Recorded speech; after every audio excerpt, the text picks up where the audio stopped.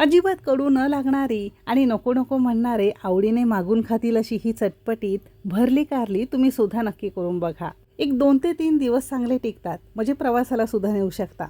तुमच्यासोबत भरल्या भाज्यांसाठी एक मस्त मसाला शेअर केलेला आहे। असा मसाला तुम्ही एकदाच करून ठेवला ना तर अगदी महिनाभर फ्रीजमध्ये व्यवस्थित राहतो।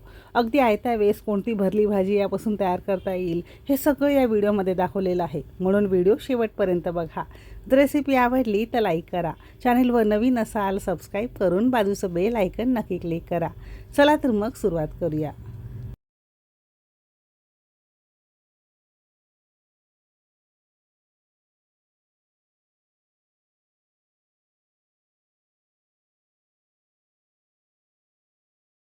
तर आजची ही कमी कडू असलेली भरली कारली बनवण्यासाठी साधारणतः 3 मध्यम आकाराचे आणि वजनी म्हणाल तर साधारणतः पाव किलो प्रमाणात आपण इथे कारली स्वच्छ नळाखाली धुवून घेतलेली आहे। आता जी कोणती कारली तुम्हाला आवडत असेल ती तुम्ही तुमच्या आवडीनुसार घेऊ शकता।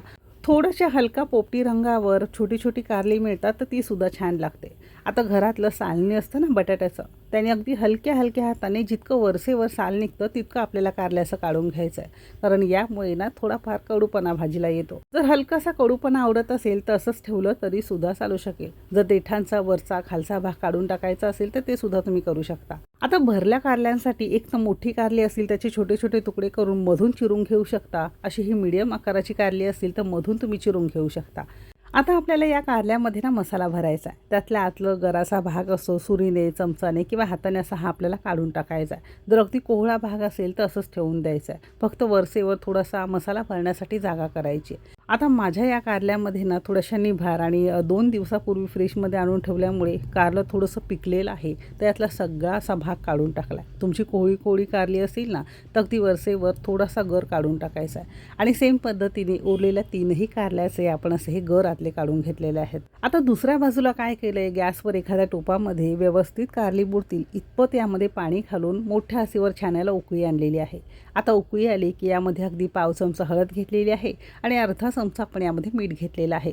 हळद मिठामध्ये ही आपण चिरून घेतलेली कारली घालणार आहोत।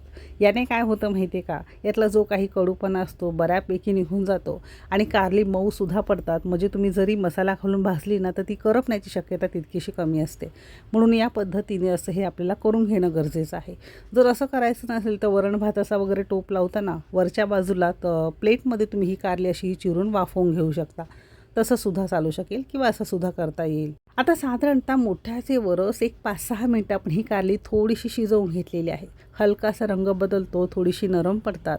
आता ही व्यवस्थित नरम झाल्यामुळे शिजायला किंवा भाजायला सुद्धा फार जास्त वेळ लागणार नाही, मसाला करपण्याची सुद्धा शक्यता कमी असते।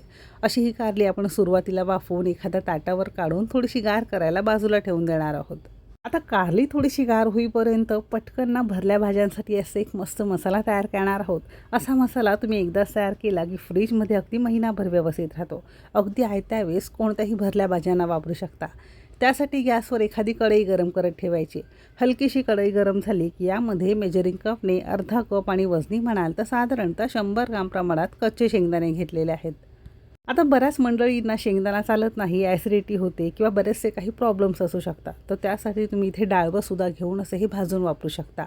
मध्यम आचेवर साधारणतः एक 5-6 मिनिटं शेंगदाणा छान कडक कुरकुरीत आपण भाजून घेतल्यावर यामध्ये चमचाभर धने घेतलेले आहे, अर्धा चमचा साधं जिरं घेतलेलं आहे, अर्धा चमचा आपण इथे बडीशेप घेतलेली आहे आणि चमचाभर आपण इथे पांढरे तीळ घेतलेले आहेत। सध्या उन्हाळ्याचे दिवस सुरू असल्यामुळे 1 चमचाच तीळ घेतला आहे। एरवी करत असाल तर 1-2-3 चमचे घातले तरीसुद्धा अगदी छान चव आणि पौष्टिकसुद्धा। शेंगदाण्यावरच काही सेकंद थोडंसं वर खाली करून घेतल्यावर यामध्ये 12 ते 15 आपण इथे लसणाच्या पाकळ्या घेतल्यात। मोठ्या असतील तर थोड्याशा कमी घेऊ शकता आणि या स्टेजला आपण गॅस बंद करून सगळे जिन्नस पंख्याखाली संपूर्ण गार करून घेतला।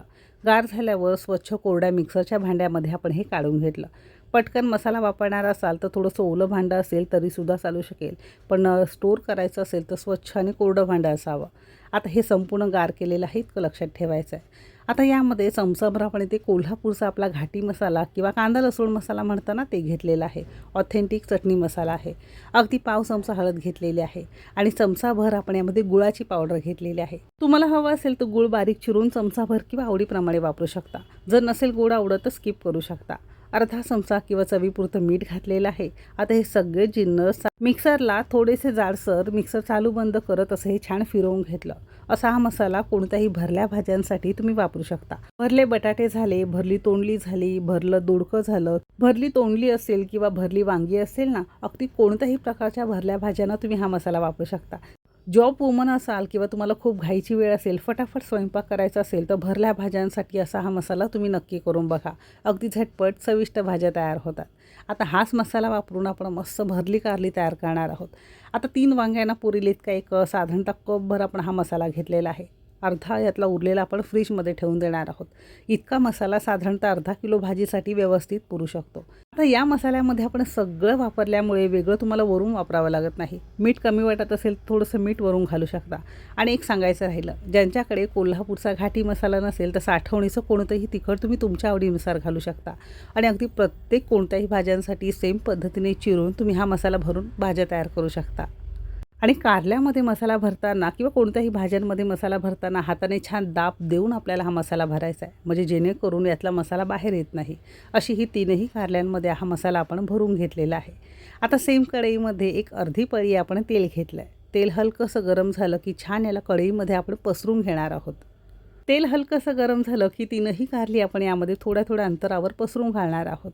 या मसाल्यामध्ये ना भरले बटाटेसुद्धा अगदी छान लागतात. छोटे छोटे आकाराचे बटाटे घ्यायचे. तुम्हाला हवं असेल तर सालं काढून घेऊ शकता. सालासकट धुवून स्वच्छ घेतली तरीसुद्धा चालू शकेल. मधून 4 भागांमध्ये चिरून थोडंसं मीठ आतून घालून थोडंसं प्रेस करून घ्यायचं आहे. नंतर हा मसाला घालून तुम्हाला अशा सेम पद्धतीने बटाटा सगळीकडून एकसारखा छान परतून घ्यायचा आहे. तर साधारणतः 1-2 मिनटं दोन्ही बाजूने थोडं तेलामध्ये हे कारली आपण परतून घेतल्यावर झाकण लावायचं आणि मध्यम आचेवर साधारणतः 5-6 मिनटं आपल्याला वाफ काढून घ्यायची. जरी तुम्हाला हे शिजत ठेवायचे आहेत ना, तरी अधूनमधून थोडेसे वर खाली करून सगळीकडून एकसारखं आपल्याला हे भाजून घ्यायचं आहे, म्हणजे दोन्हीकडून एकसारखं छान शिजायला मदत होईल. तर आपण बाजू उलटून घेतलेली आहे. पुन्हा झाकण लावणार आहोत आणि पुन्हा आपण हे शिजत ठेवणार आहोत. म्हणजे संपूर्ण कारली शिजायला साधारणतः 8 ते 10 मिनटं लागलेली आहेत. दोन्ही बाजूने आपण 1-2 वेळा तरी असं हे उलटपालट करून घेतलेले होते. तर अगदी मस्त मऊसूत असं हे कारलं मसाला आपला शिजून तयार आहे. सुरुवातीला आपण बघा हळद मिठामध्ये ही कारली चांगली वाफवून घेतल्यामुळे बऱ्यापैकी नरम होतात. बाहेरून त्याचं कवच किंवा हे साल असतं ना, ते चांगलं शिजल्या गेल्यामुळे ना मसाल्यामध्ये तुम्हाला हे फार जास्त वेळ शिजवावं लागत नाही. अगदी मऊसूत मस्त कुरकुरीत खुसखुशीत भरलं कारलं खाण्यासाठी तयार आहे.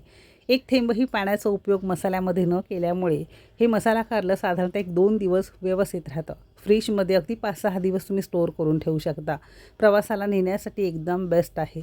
तर कशी वाटली ही आजची रेसिपी तर नक्की सांगा. असा हा मसाला करून ठेवा, म्हणजे अगदी आयत्या वेळेस कोणतीही भरली भाजी तुम्हाला करून खाता येईल. आता गवारीची असेल, दोडक्याची चिरून सुकी भाजी करता ना, त्यामध्ये सगळ्या शेवटी भाजी तयार झाल्यावर 1-2 ते 3 चमचे आपण भाजीचा हा मसाला घालू शकतो. म्हणजे सुक्या भाज्यांसाठी भरल्या भाज्यांसाठी हा मसाला चालतो. रेसिपी आवडली असेल तर लाईक करा. चॅनेलवर नवीन असाल सबस्क्राईब करा. बाजूचं बेल आयकॉन नक्की क्लिक करा. इथपर्यंत रेसिपी बघितल्याबद्दल सगळ्यांचे मनापासून आभार. चला तर मग भेटू एक मस्त आणि जबरदस्त रेसिपीसोबत. तोपर्यंत मस्त खा आणि स्वस्थ रहा.